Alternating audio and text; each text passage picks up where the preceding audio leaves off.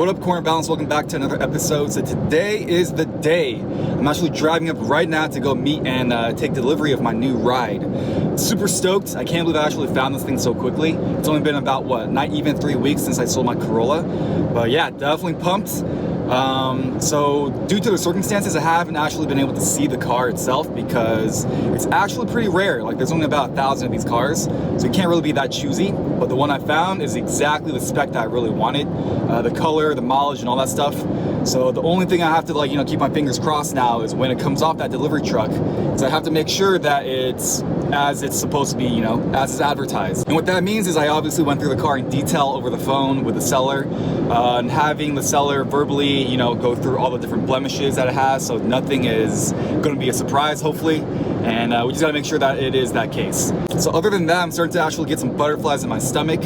I usually don't get too excited about these type of things these days anymore. Like my most recent cars, when I picked them up, I bought them, they weren't really that, I guess, life-changing to me. I just basically went through kind of apathetically, like it was just business, I guess. I mean, there's only a few things that I can remember to date in recent times that actually gave me some sort of feeling of excitement. Like, for example, if you go way back in the day, my first RX-7, my first FD, that was really exciting to me. The second one, the black one, it was okay. It was like whatever. The M3, not really. S13, not really. Corolla, not really. The G-Wagon I was really excited for some reason. That thing had me stoked, definitely.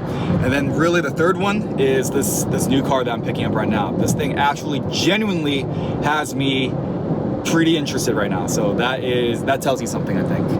But anyway, without further ado, let me go ahead and stop talking and we'll see this car soon enough. This isn't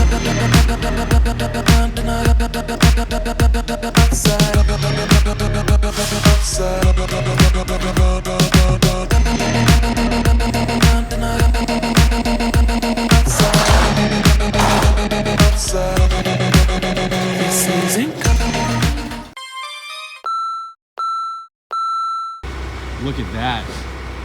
yeah. Oh yeah, yeah.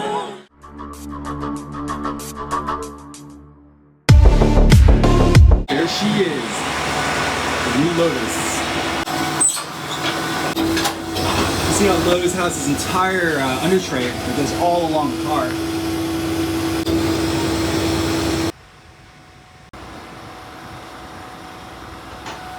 And of course the battery's dead.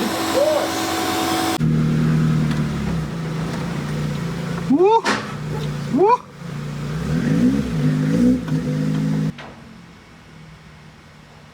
Just straight, okay? Just straight? You got it. Get off the clutch. Yeah. And just ride the brake. Okay. Okay. Straight ahead. Oh, there's a lot of noises. That's it. That's yours right now. Dude, right on, man. Thank you. No, thank you. Damn, this thing is nuts. For manual steering, this thing's really light, actually. I can kind of hear the supercharger right back there. Here we go. This is nice. This is nice. Woo!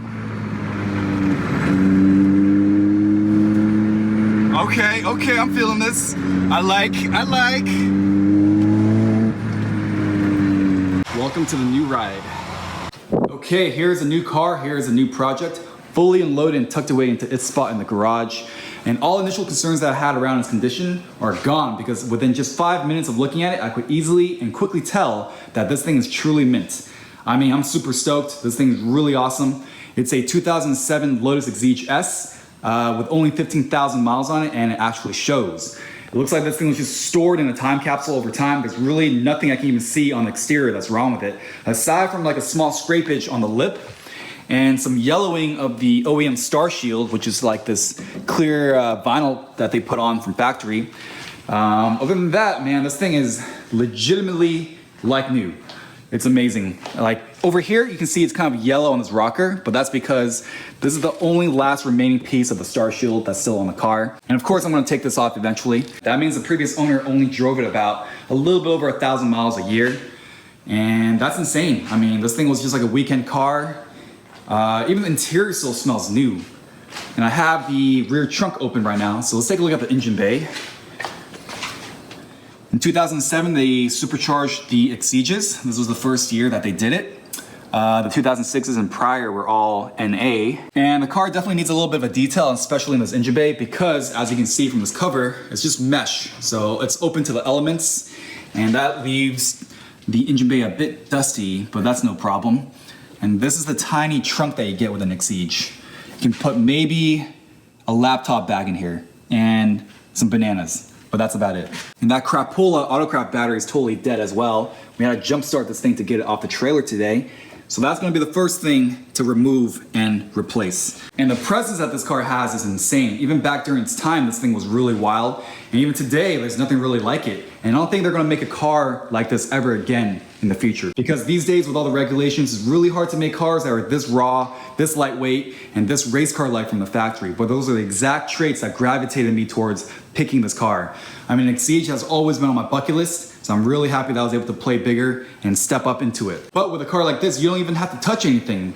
However, that is just too easy of a route, so we're not gonna go down that path. We're gonna do some stuff to it. I already have plans, big plans brewing.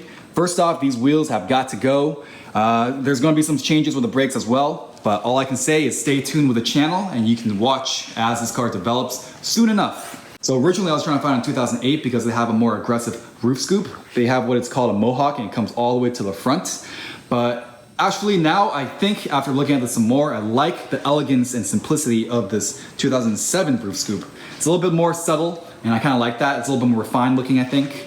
Some other changes with 2008s is they have AP Racing calipers, but no worries, we'll get that addressed no problem ourselves. And other than that, man, I can't pass this up because I was specifically looking for a white Exige. I love white Exiges, and I'm glad I found a white one because it now breaks my pattern of having black cars. I think I've owned like 4 black cars in a row. And again, I think there's only about 1,000 of these period, and they get snatched up really quick these days. They've been holding their values and they've been going up consistently in value over the years. I mean, before, like maybe 3 or 4 years ago when I was first looking at Exiges, they were worth like maybe 40K, 44K for a nice one. Now they're jumping into like 55K, 50K for something nice. And honestly, the only reason why I was able to land and score this car was because I was able to find this thing posted up locally in some obscure random location of West Chicagoland or something like that in Illinois. And the lady just had it up on just that Craigslist locally. But I had a handy nationwide Craigslist app on my phone that was able to search it and find it. And from there, I was able to call her up and make the deal. However, if it wasn't for that, and if this car had a more public listing, I don't think I would have been able to get it, and especially not the price that I was able to land it for. Here's a look at the back end. You have the 4 round taillights and the stock diffuser down there. Here's a gas cap. Now let's check out the interior.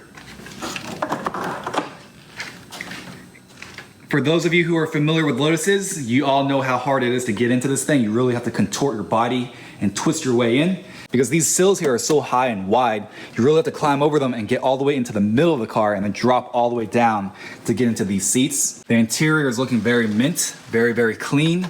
You have the Exige ProBax seats down here. 6-speed transmission, manual steering. When I drove it initially today, I was actually surprised at how light the steering was for being manual.